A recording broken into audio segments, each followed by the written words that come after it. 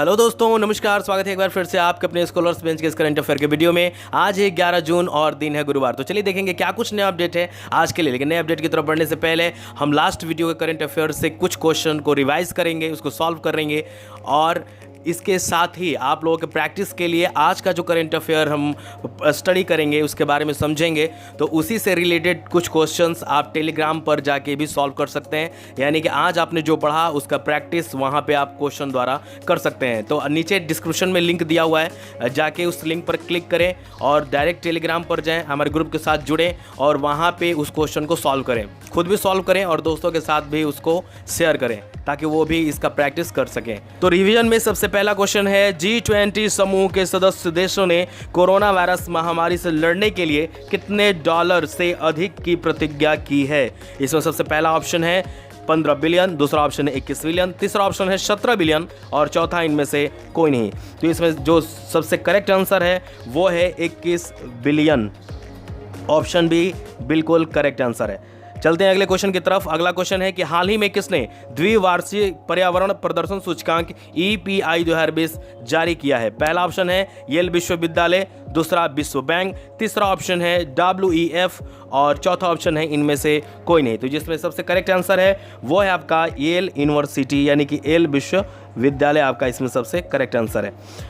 लेते अगला क्वेश्चन 9 को निम्नलिखित में से किस कंपनी के CEO के रूप में नियुक्त किया गया है? इसमें सबसे पहला ऑप्शन है एक्सचेंजर, दूसरा ऑप्शन है टेक्नोसॉफ्ट, तीसरा ऑप्शन है कॉग्निजेंट और डी ऑप्शन है आपका विप्रो। तो इसमें सबसे करेक्ट आंसर है वो है आपका बी ऑप्शन टेक्नोसॉफ्ट। लेते अगला क्वेश्चन है कि हाल ही में गैरसैंड को किस राज्य की ग्रीष्मकालीन राजधानी के रूप में घोषित किया गया है? इन सबसे पहला ऑप्शन है उत्तराखंड, दूसरा ऑप्शन है पंजाब, तीसरा मेघालय और चौथा इनमें से कोई नहीं। तो जिसमें सबसे करेक्ट आंसर है वो है आपका पहला ऑप्शन उत्तराखंड। लेते अगला क्वेश्चन है कि हाल ही में मोनिका कपिल मोहता को किस देश में भारत की अगली राजदूत के रूप में नियुक्त किया गया है? इसमें आपका ऑप्शन है पहला डेनमार्क, दूसरा ऑप्शन है फिनलैंड, तीसरा स्विट्जरलैंड और चौथा इनमें से कोई नहीं। तो जिसमें सबसे करेक्ट आंसर है वो है आपका स्विट्जरलैंड, ऑप्शन सी। बढ़ते अगले क्वेश्चन की तरफ। किस देश ने राजनयिक अमीरा ओरोन को मिस्र का नया राजदूत नियुक्त किया है? इसमें सबसे पहला ऑप्शन है जॉर्डन, दूसरा ईरान, तीसरा ऑप्शन इजराइल और चौथा इनमें से कोई नहीं। तो जो सच में इसमें सबसे जो करेक्ट आंसर है वो है आपका इजराइल। बढ़ते अगले क्वेश्चन की तरफ। अगला क्वेश्चन है कि जावेद अख्तर को रिचर्ड डॉकिंस अवार्ड 2020 के प्राप्तकर्ता के लिए चुना गया है। वह इस सम्मान को पाने वाले कौन से भारतीय बने हैं? पहला ऑप्शन है पहले, दूसरा ऑप्शन है दूसरे, तीसरा तीसरे और चौथा इनमें से कोई नहीं। तो सबसे करेक्ट आंसर है वो है पहले। और इसी के साथ ही लीजिए आ गया आज का कमेंट क्वेश्चन। जी हाँ दोस्तों, आज का कमेंट क्वेश्चन है कि कौन सा राज्य समर्थन मूल्य पर गेहूं खरीद में देश में शीर्ष राज्य के रूप में उभरा है? इसमें सबसे पहला ऑप्शन है उत्तर प्रदेश, दूसरा ऑप्शन है बिहार, तीसरा मध्य प्रदेश और चौथा इनमें से कोई नहीं। पिछले करंट अफेयर्स के रिवीजन के क्वेश्चन में जो कमेंट क्वेश्चन था उसका सही जवाब नवनीत जी ने और मुशर्रत जी ने, इसके साथ ही मंगला प्रसाद जी ने, ऐसे बहुत सारे दोस्तों ने, हमारे परिवार के सदस्यों ने इसका आंसर किया है। तो आप सभी को बहुत बहुत बधाई, कॉन्ग्रेचुलेशन। और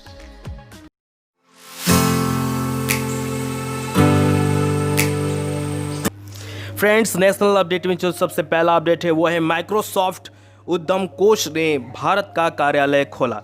जी हाँ दोस्तों, माइक्रोसॉफ्ट उद्यम कोष M12 ने बेंगलोर में अपना भारत कार्यालय खोला।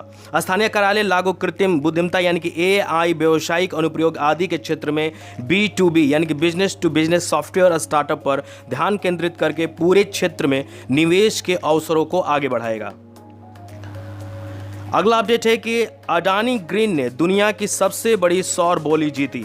जी हाँ दोस्तों, कंपनी द्वारा $6 बिलियन की दुनिया की सबसे बड़ी सौर बोली लगाने के बाद अडानी ग्रीन एनर्जी यानी कि AGEL के शेयर BSE पर 5% की बढ़ोतरी के साथ एक 312.75 रुपये की नई उच्च लागू हो गई। कार्य के भाग के रूप में AGL और सौर परियोजनाओं के 8 GW यानी कि गीगावाट हिस्सा विकसित करेगा। अगला अपडेट है, भारत नेपाल में 56 हाई स्कूल यानी 56 हाई स्कूल का पुनर्निर्माण करेगा। दोस्तों यहाँ नेपाल की अगर बात करें तो अभी फिलहाल में वर्तमान में वहाँ के पीएम केपी ओली हैं और वहाँ करेंसी नेपाली रुपया चलता है। अगर करेंसी की वैल्यू की बात की जाए तो एक नेपाली रुपये का वैल्यू भारत में 0.63 यानी कि 63 पैसे की होती है, यानी एक नेपाली रुपया भारत के 63 पैसे के बराबर होगा। और इसकी राजधानी काठमांडू है। इसे पश्चिम, दक्षिण और पूरब में भारत से एवं उत्तर में चीन से घिरे होने के कारण बफर स्टेट कहा जाता है। ऐसे देश जो चारों तरफ से शक्तिशाली देशों से घिरे हुए रहते हैं उनको बफर स्टेट कहा जाता है। हिमालयी गोद में अवस्थित होने के कारण इसे हिमालयी राज्य भी कहा जाता है। यह लैंड लॉक देश भी है क्योंकि चारों तरफ से यह स्थलों से घिरा हुआ है। यानी कि ज्योग्राफी में फ्रेंड्स, लैंड लॉक का मतलब कि वैसा देश, वैसा स्थल, वैसा भूभाग जो चारों तरफ से स्थलों से घिरा हुआ हो उसको लैंड लॉक कहा जाता है।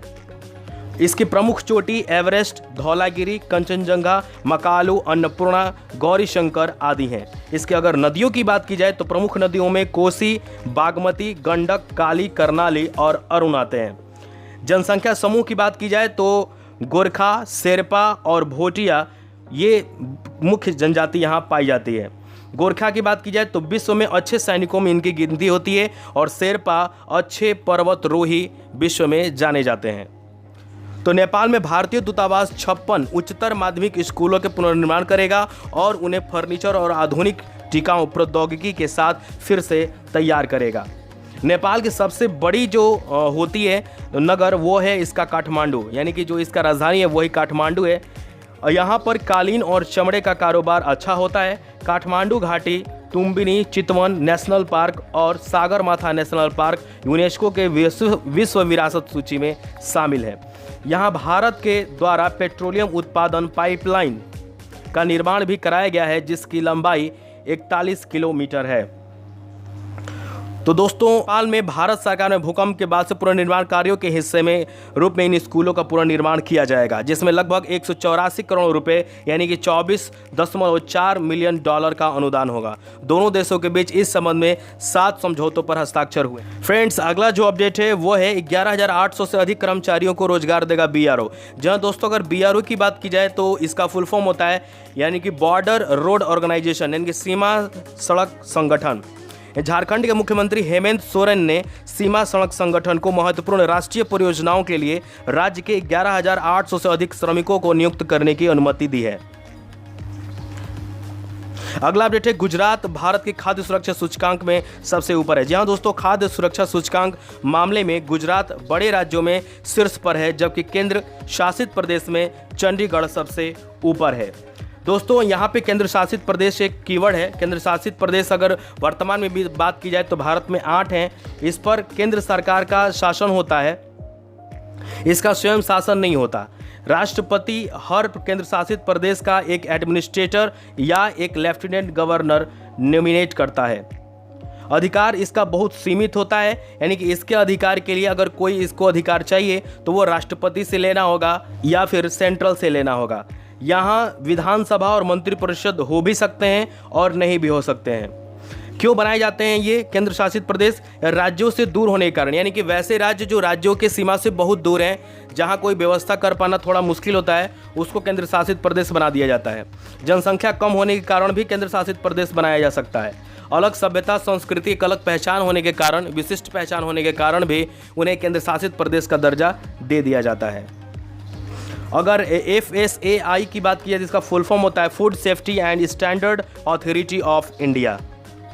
गोवा छोटे राज्यों में खाद्य सुरक्षा में सबसे अग्रणी है। गुजरात के बाद तमिलनाडु और महाराष्ट्र हैं। फ्रेंड्स, इंटरनेशनल यानी कि अंतर्राष्ट्रीय अपडेट में जो सबसे पहला है वो है म्यांमार की सेना काठमांडू फेसबुक पर वापस आई। दोस्तों अगर म्यांमार की बात करें तो इसकी राजधानी मांडले रंगून पुराना राजधानी है। नया इसको स्थानांतरित किया गया है और बन गया है नाथ पिडाऊ न्यू में। इसकी सीमाएं बांग्लादेश, भारत, चीन, लाओस और थाईलैंड से मिलती है। इसके प्रमुख पर्वतों में अकारा न्योमा और इसकी चोटी जो है खाकाबो राजी आती है। यहाँ मानसूनी वन पाए जाते हैं। इसकी करेंसी बर्मीज कयात चलती है। म्यांमार की सेना टाडमाडा ट्रू न्यूज इंफॉर्मेशन टीम और जॉन न्यूटन नामक 2 अकाउंट खोलकर फिर से फेसबुक का उपयोग करने का फैसला किया है। गलत सूचना और फर्जी खबरों के जवाब में सेना ने फेसबुक का इस्तेमाल करने का फैसला किया है। अगला अपडेट है, बांग्लादेश ने प्लाज्मा नेटवर्क लॉन्च किया। जी हाँ दोस्तों, बांग्लादेश सरकार ने कोविड-19 से सही हुए मरीजों के बीच प्लाज्मा विनिमय की सुविधा के लिए एक ऑनलाइन नेटवर्क शुरू किया है। यह देश में कोरोना संक्रमण का उपचार करने वाले लोगों के भी मदद करेगा। सोहो जोधा नामक पहल की बांग्लादेश सरकार ने आईसीटी विभाग ने स्वास्थ्य सेवा महानिदेशालय डीजीएचएस के सहयोग से शुरू किया है। अगला अपडेट है, 8 देशों में सांसदों ने एक महागठबंधन बनाया। जी हाँ दोस्तों, चीन पर अंतर संसदीय गठबंधन शुरू करने के लिए दुनिया भर के 8 लोकतंत्रों के संसद 5 जून 2020 को एक साथ आए। IPAC का गठन ऐसे समय में हुआ है जब चीन राष्ट्रीय सुरक्षा कानून पर अपनी स्थिति का बचाव करते हुए हांगकांग की स्वायत्तता को कमजोर कर रहा है। दोस्तों, IPAC क्या होता है? अगर इसकी बात करें तो इसका फुल फॉर्म होता है inter parliamentary alliance on China. इसमें America, Germany, Britain, Japan, Australia, Canada, Sweden, Norway, Europe आदि देश सम्मिलित हैं। इसका मकसद चीन से जुड़े हुए मुद्दों पर सक्रियता के साथ उचित प्रतिक्रिया देना है। फ्रेंड्स, इकोनॉमी अपडेट में जो सबसे पहला अपडेट है, गूगल क्लाउड सेनेक्रो ने एक करार पर हस्ताक्षर किया है। जी हां दोस्तों, सेनेक्रो इंक ने अपनी उत्कृष्टता का केंद्र बनाने और ग्राहकों को क्लाउड ऑफर का विस्तार करने के लिए गूगल क्लाउड के साथ करार किया है। अगला अपडेट है, रेफाना के साथ सहयोग करेगा पेनेसिया बायोटेक। जी हाँ दोस्तों, पेनेसिया बायोटेक लिमिटेड कोविड-19 वैक्सीन के विकास, विनिर्माण और वैश्विक वितरण यानी कि ग्लोबल डिस्ट्रीब्यूशन के लिए अमेरिका स्थित रेफाना इंक के साथ सहयोग करेगा। सिप्ला गोएक्टिव में 21.85% हिस्सेदारी हासिल करेगा। जी हाँ दोस्तों, फार्मा यानी कि दवा के क्षेत्र में प्रमुख सिप्ला ने घोषणा की है कि वह 9 करोड़ के लिए फुली डाइल्यूटेड बेसिस पर गोएक्टिव में 21.85% हिस्सेदारी का अधिग्रहण करेगी। पहले चरण में यह 5.80 करोड़ और दूसरे चरण में 3.20 करोड़ का निवेश करेगी। अगला अपडेट है, IL&FS ने गिफ्ट सिटी में 50% हिस्सेदारी बेची। जहाँ दोस्तों, IL&FS ने गुजरात अंतर्राष्ट्रीय वित्त टेक सिटी, जिसको गिफ्ट सिटी भी कहते हैं, को गुजरात सरकार को अपनी 50% हिस्सेदारी की बिक्री पूरी कर ली है। बांस आयात पर सीमा शुल्क बढ़ा। जी हाँ दोस्तों, केंद्र सरकार ने अगरबत्ती निर्माता द्वारा बांस के आयात पर सीमा शुल्क को तत्काल प्रभाव से 10% से बढ़ाकर 25% कर दिया है।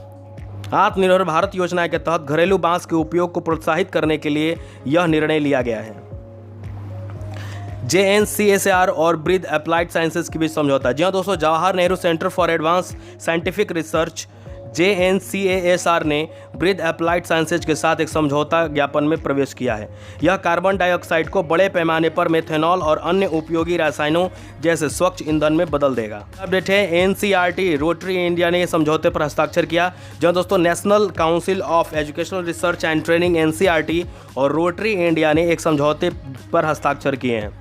ये सभी NCERT टीवी चैनलों पर कक्षा 1 से 12वीं तक के लिए ई-लर्निंग टेलीकास्ट सामग्री प्रदान करें। अगला अपडेट है, A2A फार्मो ने लक्षाई के साथ सहयोग किया। जहाँ दोस्तों, A2A यानी कि आर्क्स टू एंसर फार्मास्यूटिकल्स ने कोविड-19 के इलाज के लिए SARS-CoV-2 मुख्य प्रोटीज इनहिबिटर बनाने के लिए लक्साइस लाइफ साइंसेज प्राइवेट लिमिटेड के साथ एक समझौते की घोषणा की है।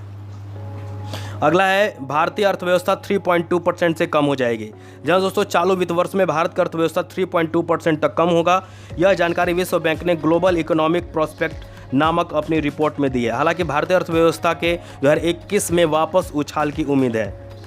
अगला अपडेट है कि SBI ने 10 जून से MCLR में 25 BPS की कटौती की।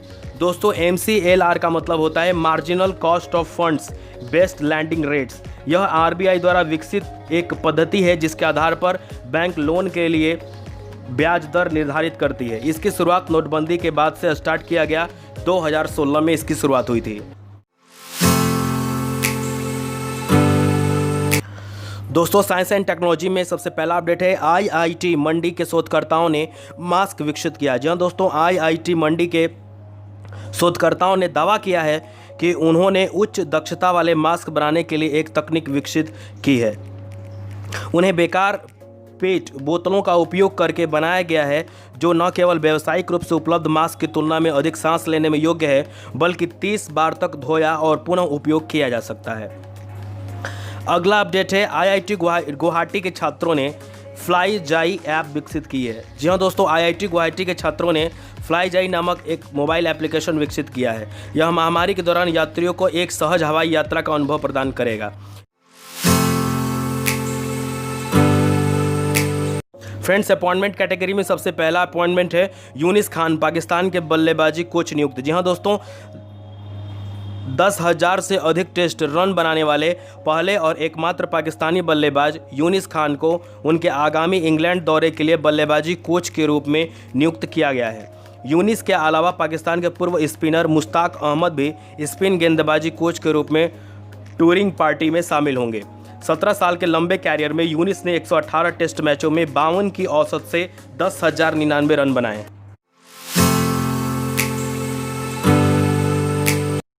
फ्रेंड्स, अवार्ड कैटेगरी में पहला अपडेट है, रेनजीत कुमार नासा मेडल से सम्मानित। जी हाँ दोस्तों, केरल के एक एरोस्पेस उद्यमी रेनजीत कुमार को नासा के विशिष्ट सेवा पदक से सम्मानित किया गया है।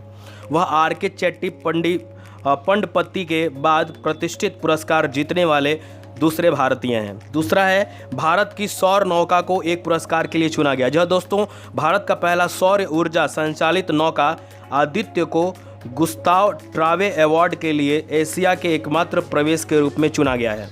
आदित्य देश में पहली सौर ऊर्जा संचालित नौका के रूप में केरल में वैकोम थावनकद्दू मार्ग पर एक आइकन रहा है। नौका निर्माण नौसेना और इलेक्ट्रिक नाव कोच्चि द्वारा किया गया है और वर्तमान में इसका संचालन केरल राज्य जल परिवहन विभाग KSKTD द्वारा किया जा रहा है। दोस्तों, ट्रिब्यूट कैटेगरी में आज है अर्जुन चरण सेठी जी का निधन हो गया। जी हाँ दोस्तों, पूर्व केंद्रीय मंत्री अर्जुन चरण सेठी का जून 2020 में निधन हो गया। भद्रक लोकसभा क्षेत्र के 8 बार सांसद सेठी 2000 से 2004 तक अटल बिहारी वाजपेयी के नेतृत्व वाली NDA सरकार में केंद्रीय जल संसाधन मंत्री थे। फ्रेंड्स, आज के अपडेट में बस इतना ही। मिलेंगे अगले दिन एक नए अपडेट के साथ। तो अगर आप हमारे चैनल पर नए हैं तो चैनल को प्लीज़ सब्सक्राइब कर लीजिए, और अगर आपके अंदर भी हमारे वीडियो और चैनल से रिलेटेड कोई सुझाव है, कोई एडवाइस है, तो हमें कमेंट बॉक्स में ज़रूर दें। हमें आपके कमेंट की प्रतीक्षा रहेगी। तो तब तक के लिए आप स्वस्थ रहें, खुश रहें। जय हिंद, वंदे मातरम।